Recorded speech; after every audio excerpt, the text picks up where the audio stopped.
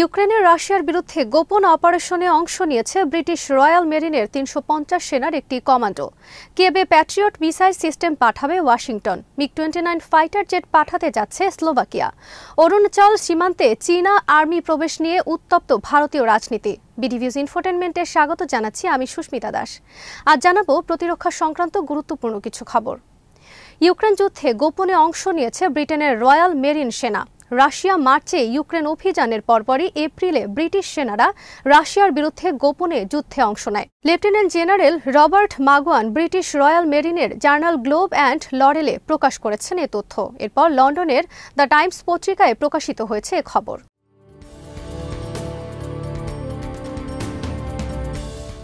Lieutenant general মাগুয়ান জানান, ইউক্রেনে খুবই স্পর্শকাতর পরিবেশে ব্রিটিশ রয়্যাল মেরিনের সেনারা গোপন অপারেশনে অংশ নিয়েছে। তাদের এই মিশন ছিল উচ্চ পর্যায়ের রাজনৈতিক এবং সামরিক ঝুঁকির। মাগুয়ান বলেন, গত জানুয়ারিতে কিয়েভে ব্রিটিশ দূতাবাস খালি করে পোল্যান্ডে স্থানান্তরের সহায়তার জন্য সেখানে পাঠানো হয় রয়্যাল মেরিনের 45 কমান্ডোর ৩৫০ জন সেনা। তারা নরওয়ে থেকে কিয়েভে যায়, কিন্তু এপ্রিলে রাশিয়া কিয়েভ থেকে সেনা প্রত্যাহারের পর আবার কিয়েভে পাঠানো হয় রয়্যাল মেরিনের 45 কমান্ডো। কিয়েভে আবার ব্রিটিশ দূতাবাস চালু করতে সহায়তার জন্য তাদের পাঠানো হয়।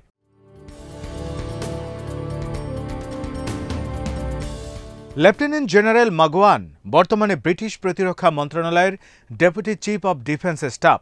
এর আগে তিনি রয়্যাল মেরিনের কমান্ডার জেনারেল হিসেবে দায়িত্ব পালন করেছেন। কিয়েভে রয়্যাল মেরিন সেনারা কী ধরনের গোপন অপারেশন পরিচালনা করেছে সে বিষয়ে বিস্তারিত প্রকাশ করেনি মাগুয়ান, কিন্তু তার এ বক্তব্যের মাধ্যমে ব্রিটিশ আর্মি প্রথমবারের মতো স্বীকার করল ইউক্রেনে তারা বিশেষ অপারেশন পরিচালনা করেছে। ইউক্রেন অভিযানের শুরু থেকেই রাশিয়া অভিযোগ করে আসছে কিয়েভে ন্যাটো সেনারা অবস্থান করছে। অপরদিকে রাশিয়ার ইউক্রেন অভিযানের আগে থেকেই কয়েক বছর ধরে ডনবাস ফ্রন্ট লাইনে সরাসরি বিভিন্ন দেশের সেনারা রাশিয়ানপন্থী মিলিশিয়া বাহিনীর বিরুদ্ধে যুদ্ধে ইউক্রেনকে প্রকাশ্যে সহায়তা করে আসছে।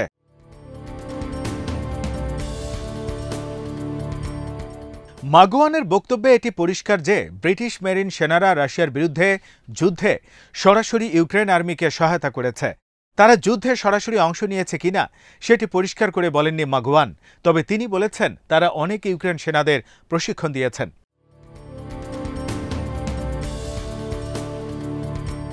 দ্য টাইমসের খবরে বলা হয়েছে, রয়্যাল মেরিনের 45 কমান্ডো আর্কটিক ওয়ারফেয়ারে দক্ষ। এ কমান্ডো এর আগে ইরাক এবং আফগানিস্তানেও অপারেশন পরিচালনা করেছে। নরওয়ে অবস্থানকালে তারা -35 ডিগ্রি সেলসিয়াস তাপমাত্রায় যুদ্ধের মহড়া পরিচালনা করেছে। মাগুয়ান বলেন, বর্তমানে তাদের পরিকল্পনা ইউক্রেন মেরিন সেনাদের প্রশিক্ষণ দেয়া।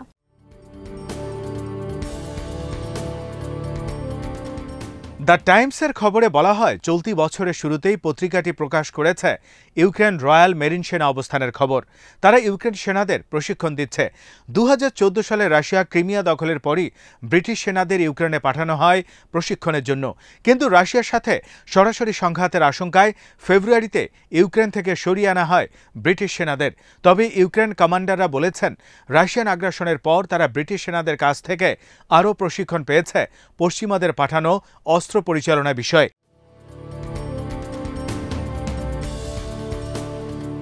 টাইমসের খবরে আরও বলা হয়, সাইবার আক্রমণ থেকে ইউক্রেনের বিভিন্ন গুরুত্বপূর্ণ মন্ত্রণালয় রক্ষায় ব্রিটেন ইউক্রেনে সাইবার নিরাপত্তা বিশেষজ্ঞ টিম মোতায়েন করেছে।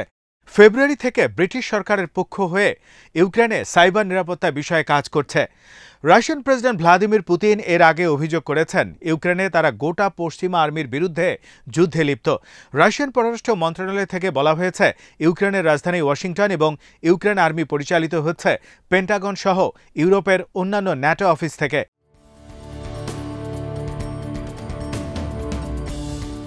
রাশিয়া অভিযোগ করে আসছে, বিভিন্ন যুদ্ধক্ষেত্রে সরাসরি ন্যাটো অনেক কমান্ডার পরিচালিত করছে ইউক্রেন আর্মিকে। পশ্চিমা বিভিন্ন গণমাধ্যমের খবর অনুযায়ী যুদ্ধক্ষেত্রে রাশিয়ার সেনা অবস্থানের উপর ইউক্রেন প্রিসিশন গাইডেড মিসাইল হামলা পরিচালনা করেছে। এই হামলার সমস্ত তথ্য মাঠ থেকে সংগ্রহ করে দিচ্ছে যুক্তরাষ্ট্রের নেতৃত্বে পশ্চিমা গোয়েন্দা কমান্ডো টিম। রাশিয়ার কিয়েভ অভিযানের বিরুদ্ধে ইউক্রেন আর্মিকে সর্বাত্মক সহায়তা করেছে ন্যাটো। রাশিয়ার এই অভিযোগের পর royal United services institute think tank এর এডওয়ার্ড আর্নল্ড বিবিসিকে বলেন, ইউক্রেন যুদ্ধক্ষেত্রে ন্যাটোর কোনো কমান্ডার নেই। রাশিয়ার সরকারি গণমাধ্যমের খবরে বলা হয়েছে, মাগোয়ানের স্বীকারোক্তি এডওয়ার্ড আর্নল্ডের দাবিকে মিথ্যা প্রমাণ করেছে। রাশিয়ার গণমাধ্যমে জানতে চাওয়া হয়েছে, মাগোয়ানের স্বীকারোক্তি অনুযায়ী রয়্যাল মেরিনের ৩ শতাধিক সেনা কিয়েভে বসে কি করছিল। তার আগে অক্টোবরে পেন্টাগন থেকেও স্বীকার করা হয় যে যুক্তরাষ্ট্রের কিছু সেনা ইউক্রেনে গেছে তাদের পাঠানো অস্ত্র তদারকি করতে।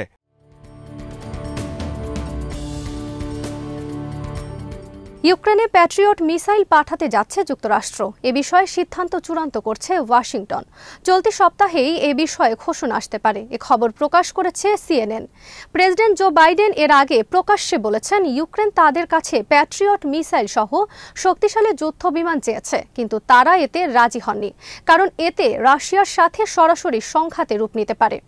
বর্তমানে যুক্তরাষ্ট্রের সামরিক সদর দফতর ইউক্রেনে প্যাট্রিয়ট মিসাইল পাঠানোর সিদ্ধান্ত নিয়েছে। প্রতিরক্ষা মন্ত্রী লয়েড অস্টিনের অনুমোদনের পর প্রেসিডেন্ট বাইডেনের কাছে পাঠানো হবে এ প্রস্তাব। CNN এর কাছে পেন্টাগন কর্মকর্তারা জানিয়েছে, হোয়াইট হাউসের অনুমোদন পাওয়া যাবে বলে মনে করছে তারা।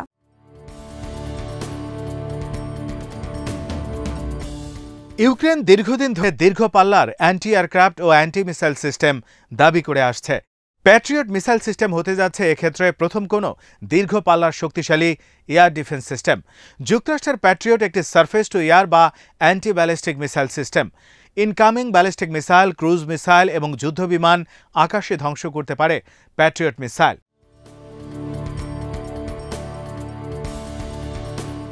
30 কিলোমিটার থেকে 160 কিলোমিটার পর্যন্ত দূরের লক্ষ্যবস্তুতে আঘাত করতে পারে এই মিসাইল। আকাশে 80,000 ফিট পর্যন্ত উচ্চতায় পৌঁছাতে সক্ষম প্যাট্রিয়ট মিসাইল।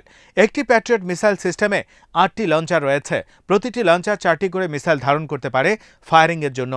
জার্মানিতে ইউক্রেন সেনাদের প্যাট্রিয়ট মিসাইল পরিচালনা প্রশিক্ষণ দেবে যুক্তরাষ্ট্র। যুক্তরাষ্ট্রের 1 ডজনের বেশি মিত্র দেশের কাছে রয়েছে এই মিসাইল সিস্টেম। যুক্তরাষ্ট্রে 1981 সাল থেকে সার্ভিসে রয়েছে প্যাট্রিয়ট মিসাইল।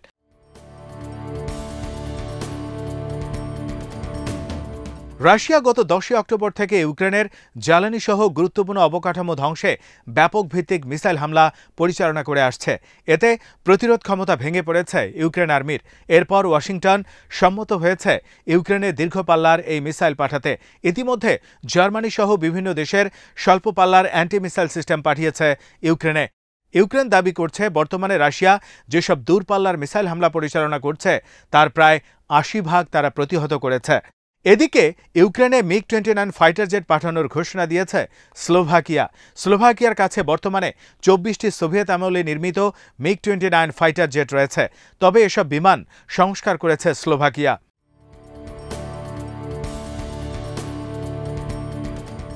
ভারতের পক্ষ থেকে আনুষ্ঠানিকভাবে অভিযোগ করা হয়েছে, 9 ডিসেম্বর অরুণাচলে চীন ভারত সীমান্ত সংঘর্ষের জন্য চীন দায়ী।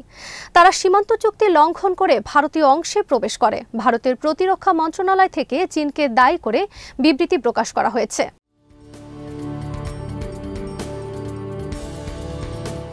অরুণাচলে তাওয়াং সীমান্তে সংঘর্ষের খবর প্রকাশের পর এ নিয়ে উত্তাল পরিস্থিতির সৃষ্টি হয় ভারতীয় সংসদ শীতকালীন অধিবেশনে। সরকারি দল বিজেপি সহ সব বিরোধী দল এ নিয়ে বিতণ্ডায় লিপ্ত হয়। উত্তেজনা ছড়িয়ে পড়ে সংসদের বাইরের রাজনীতিতেও।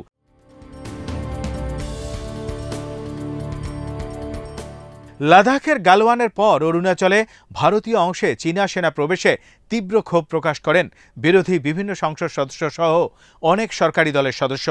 সংসদ সদস্যদের প্রশ্নের অনেক জবাব এড়িয়ে যান মন্ত্রীরা। প্রতিরক্ষা মন্ত্রী রাজনাথ সিং সংসদে বিরোধীদের জবাব দিলেও স্বরাষ্ট্রমন্ত্রী অমিত শাহ সংসদে বিতর্ক এড়িয়ে সংসদের বাইরে এ নিয়ে বক্তব্য দিয়েছেন।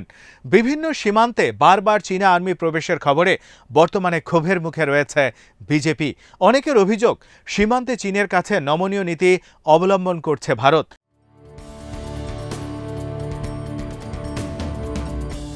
ভারত তাদের দখলে থাকা কিছু ভূখণ্ড চীনের হাতে তুলে দিয়েছে। ভারতীয় গণমাধ্যমের খবরে বলা হয়েছে, সীমান্ত পরিস্থিতি নিয়ে বৈঠকে বসেছে ভারতীয় আর্মি।